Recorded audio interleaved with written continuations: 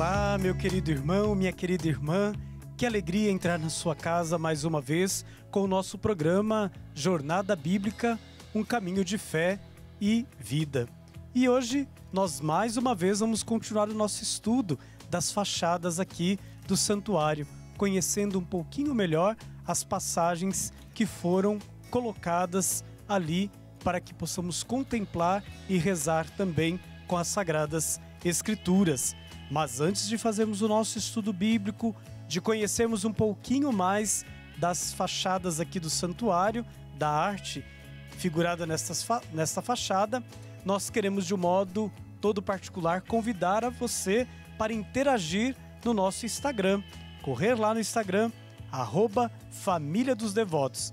Lá nós deixamos algumas perguntas para você testar os seus conhecimentos acerca da arte que se encontra aqui na fachada norte do santuário. E claro, lá você pode deixar também o seu comentário sobre o nosso programa, sobre a sua participação aqui no programa Jornada Bíblica, um caminho de fé e vida. E neste caminho de fé e vida que fazemos ajudados pelas Sagradas Escrituras, neste mês de outubro, mês da Rainha e Padroeira do Brasil, aliás, ainda temos em nossos corações muito vivo a alegria da festa que celebramos na semana passada. Muita gente aqui no santuário celebrando este momento de fé e devoção. E vai continuar nos ajudando a entender esta fachada norte do santuário, o Padre Domingos Sávio, a quem acolhemos com alegria, e também a professora Vilma Tomaso. Bem-vindos mais uma vez aqui no nosso programa Jornada Bíblica, com este cenário todo especial que preparamos neste mês também, todo especial para os nossos queridos membros da família dos devotos e telespectadores da TV Aparecida. Boa noite a vocês. Boa noite. Boa noite. Que bom. Nós falávamos de José na outra semana e hoje nós vamos passar para a frente do santuário. A fachada que já nos impacta assim quando a gente chega no santuário, como é bonito ver os romeiros passarem e dizer, olha, que coisa que encanta os nossos olhos. Já é uma palavra muito bonita, encanta os nossos olhos. É Deus que na verdade está nos encantando com tudo isso e faz das pessoas que pensaram nesta fachada, toda esta arte também, canais para que a gente possa se sentir então encantados por Deus. E Vilma, tem uma coisa que chama muito a atenção quando a gente passa nessa fachada, e eu até recordo quando eu vim aqui com os meus pais, logo após a inauguração, a minha mãe quase que entrou em êxtase ali na frente, que é a imagem da sarça ardente. E minha mãe perguntava, nossa, mas parece que Nossa Senhora está ali. E aí a gente começou a conversar um pouquinho. Fale um pouquinho pra gente desta fachada e deste quadro. Olha, é muito bom, Padre Rodrigo. É muito bom porque esse mosaico, ele está bem nas vistas do romeiro, né? Você pode tocar nele. Então é uma coisa muito, muito especial e toca muito. E Nossa Senhora, né? Nós estamos no Santuário Mariano. Os primeiros padres da patrísticas, os primeiros séculos, eles já viam nessa manifestação, nessa teofania, quer dizer, manifestação de Deus, a Nossa Senhora, a Anunciação à Virgem Maria.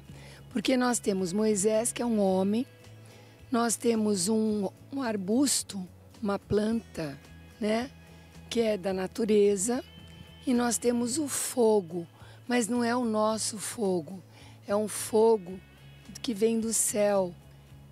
Ele significa que é Deus ali. Então nós temos a tríade perfeita, o homem, a natureza, o cosmos e Deus. Deus cria a natureza para o homem tomar conta. Deus cria o cosmos para o homem tomar conta. Então, e a Nossa Senhora vai receber quem? Ela vai receber Deus nela, né? Ela vai tecer no ventre dela o menino Jesus, que é Deus e homem. Então, a divino humanidade. Olha, cada detalhe desta obra vai nos colocando no coração de Deus. Nós vamos contemplando com os nossos olhos, né, a alegria do Evangelho. E Vilma, tem um personagem tão bonito ali quando a gente passa, porque a gente olha assim na fachada, está escrito Pai, Filho e Espírito Santo. Tem algum sentido para a gente essas 3 palavrinhas? Todo. Deus é Pai, Deus é Filho e Deus é Espírito Santo. Permeia toda a fachada. Nós temos um Deus que é uno e trino. O padre Rupinique gosta de nos lembrar que há um padre que do deserto, acho que é do deserto, que ele falava no início era o diálogo. No início era o diálogo. Então Deus fez, né? Quando façamos o homem, então ele está dialogando, porque ele já é trino, né? Que coisa bonita. Deus, através desta arte também, ele estabelece um diálogo com os romeiros que por aqui passam. Esse é o nosso Deus. Ele nos contempla, ele vem ao nosso encontro, ele nos socorre, ele nos abraça, ele nos faz sentir a sua presença.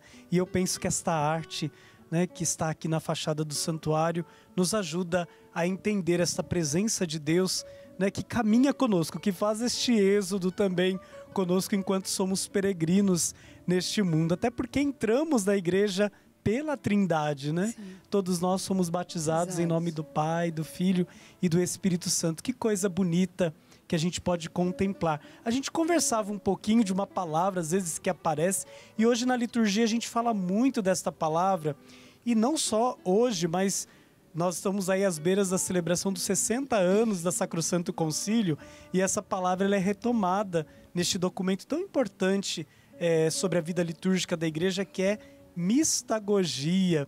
E a obra do padre Rupinique é uma obra mistagógica. Fala um pouquinho pra gente sobre essa mistagogia.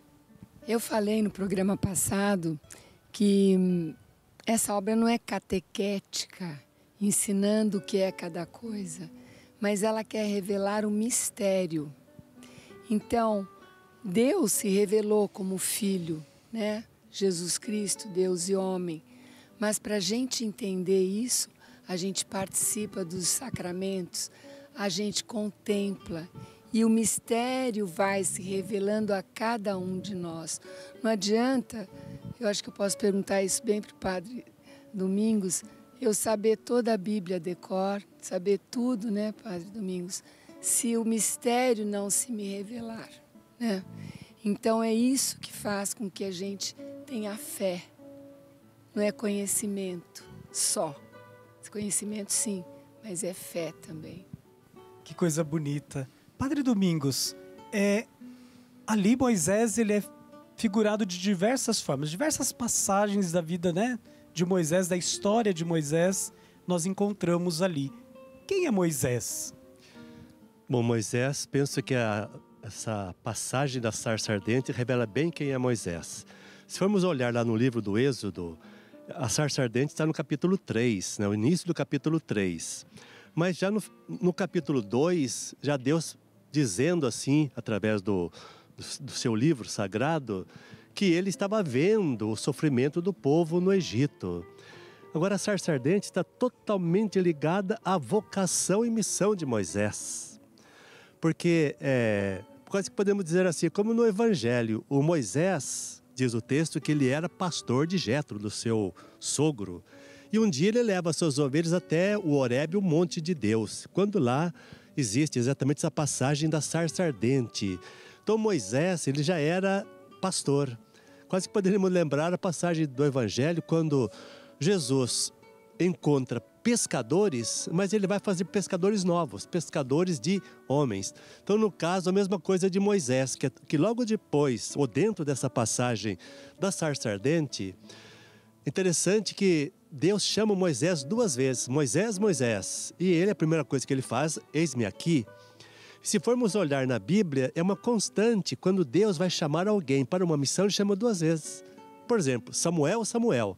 Todas as vezes que Deus chamou Samuel, Deus chama 2 vezes. Então, no caso, a sarça ardente revela para nós exatamente quem é Moisés.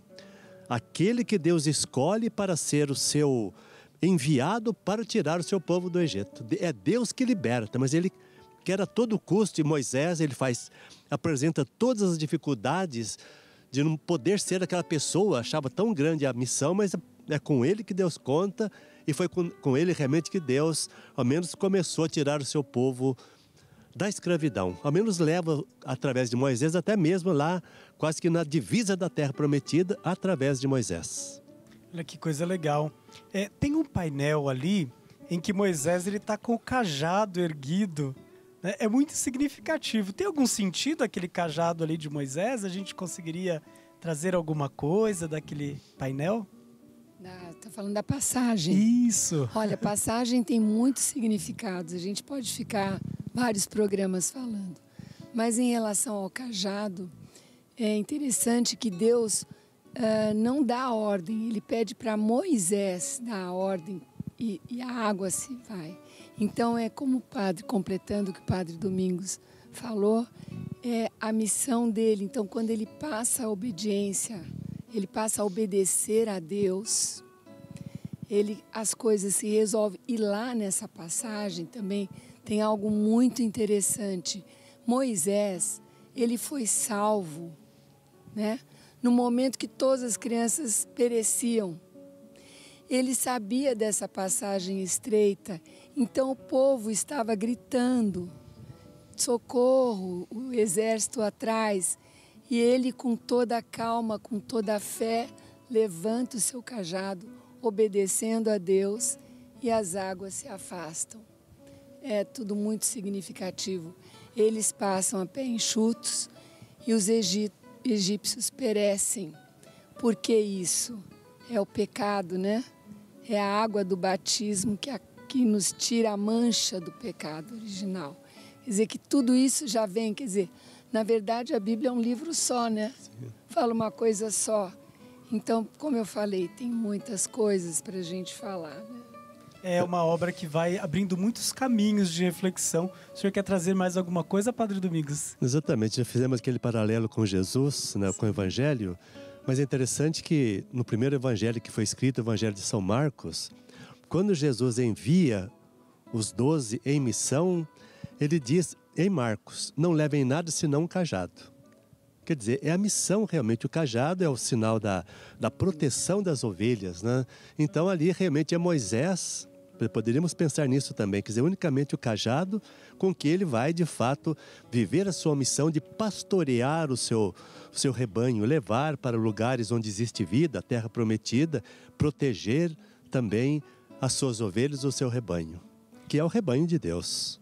Padre Domingos, se eu me recordo bem, ali naquele painel e também nas Sagradas Escrituras, as mulheres exerceram um papel fundamental na vida de Moisés, né? Conta-nos um pouco sobre isso. Bom, o povo de Deus estava crescendo bastante, se multiplicando muito. E o faraó, percebendo aquilo, então ele falava assim, se continuar desse jeito, os hebreus vão se unir aos nossos inimigos e vão até nos vencer, vão nos tirar o Egito, né? Vão roubar o Egito de nós. Então o faraó, ele manda assassinar todas as crianças masculinas, todos os homens que fossem assassinados, jogados no Nilo, de qualquer jeito fossem assassinados. E é interessante que ele dá essa ordem para duas parteiras. E essas duas parteiras, em vez de obedecer ao faraó, obedecem, podemos dizer assim, a partir do livro, a Deus. Então elas não fazem aquilo que o faraó havia ordenado que elas fizessem. E agora, quanto a Moisés, de novo vem a mulher aí que salva Moisés, não é? Então, Moisés, a mãe de Moisés, guarda Moisés, se não me engano, por 4 meses ou 4 anos, por um tempo. Mas depois já não tinha condições de continuar escondendo Moisés, porque ele deveria ter sido morto, porque era a ordem do faraó. Aí a mãe vai com a irmã de Moisés, a Maria, e deixam o Moisés num cesto de vime e fica ali por perto. E a filha do faraó estava tomando banho e de repente a mulher do faraó vê aquela criança chorando, que era Moisés, e manda alguém lá buscar aquela criança. Bom, no final das contas, a mulher do faraó adota Moisés como seu filho. E depois a irmã de Moisés, a Maria, vai lá perguntar, você não quer que eu chame uma hebreia para cuidar da criança. Aí aceitou e assim a mãe continuou cuidando do filho, até mesmo agora recebendo esse salário por ser, digamos aí, uma empregada da mulher do faraó, cuidando da criança que ela havia adotado. A mulher realmente numa presença, digamos, profundamente salvadora na vida de Moisés. Olha que coisa bonita, a gente podia até estabelecer a relação das mulheres da fachada com as mulheres que o Cláudio Pastro também colocou aqui dentro do santuário. Vilma, Padre Domingos, muito obrigado mais uma vez pela presença de vocês. E agora queremos suplicar a bênção de Deus para você, para a sua família, para todos aqueles que necessitam. E queremos colocar aqui, nas mãos de Nossa Senhora, no mês que celebramos a sua festa, todas as nossas intenções. O Senhor esteja convosco, Ele está no meio de nós. Abençoe-vos o Deus Todo-Poderoso, Pai, Filho e Espírito Santo. Amém. Fiquem na paz, na graça de Deus e até o nosso próximo encontro.